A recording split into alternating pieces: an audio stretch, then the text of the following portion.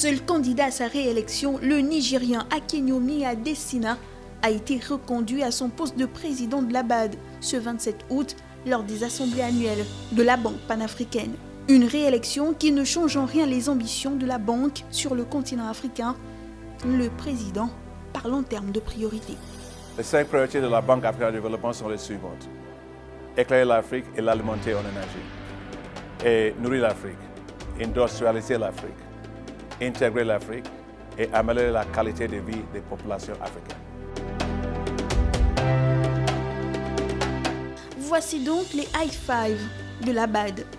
Objectif, changer la donne dans le discours du développement de l'Afrique.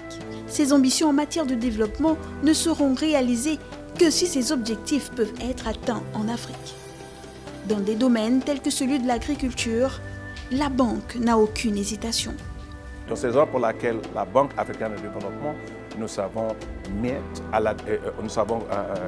décidé de faire l'investissement de 25 milliards de dollars sur l'agriculture, parce que l'agriculture, c'est l'avantage comparatif. Autre secteur prometteur, celui des énergies renouvelables. Dieu n'a pas fait les erreurs quand il avait donné tellement d'énergie renouvelable au niveau de la potentialité pour l'Afrique. Au niveau solaire, au niveau hydro, au niveau géothermique, au niveau ULN. On n'a pas même commencé à faire beaucoup d'investissements parce que la potentialité, c'est immense. Donc pour nous, en tant que la Banque africaine de développement, j'avais dit que l'avenir, c'est pour l'énergie renouvelable. On va continuer à investir sur l'avenir, pas dans le passé. Des ambitions qui rappellent la nécessité d'améliorer des gouvernances et la politique entourant l'intégration africaine. D'abord, il faut qu'il y ait d'abord la transparence au niveau de tous les impôts que nous faisons sur les gens qui font le transport. Deuxièmement, il faut aider les gens qui sont dans le secteur informel. Aujourd'hui, 75% des participants dans les marchés frontaliers que nous avons, ce sont les gens, ce sont les femmes pour la plupart qui font ça.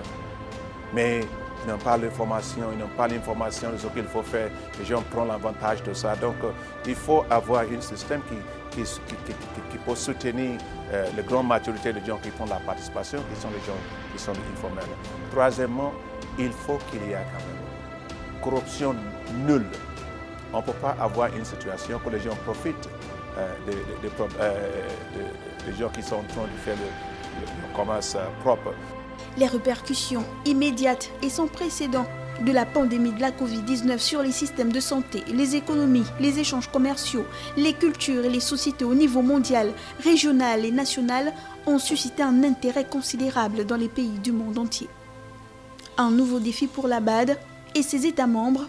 Objectif, mettre en place des politiques pour renforcer la résilience et la transparence dans la gestion des finances publiques et privées en Afrique après la Covid-19.